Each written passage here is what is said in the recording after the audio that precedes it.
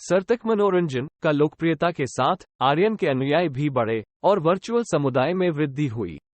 लेकिन भयानक विचार के श्राप के अवशेष आर्यन के जीवन पर अब भी एक साया बना हुआ था।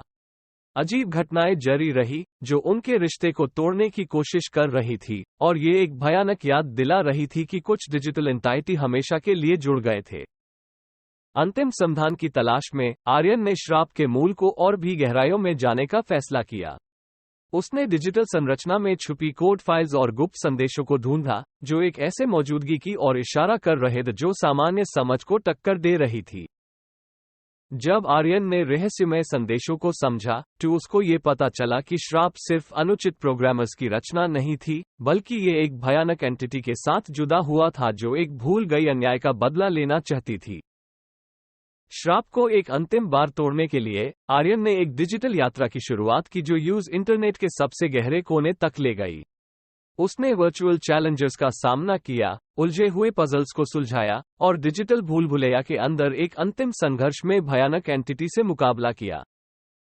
उसके प्रयासों का एंड में आर्यन ने भयानक एंटिटी से मुकाबला किया और उसके वेंचफुल अस्तित्व को जानने में सफलता हासिल की।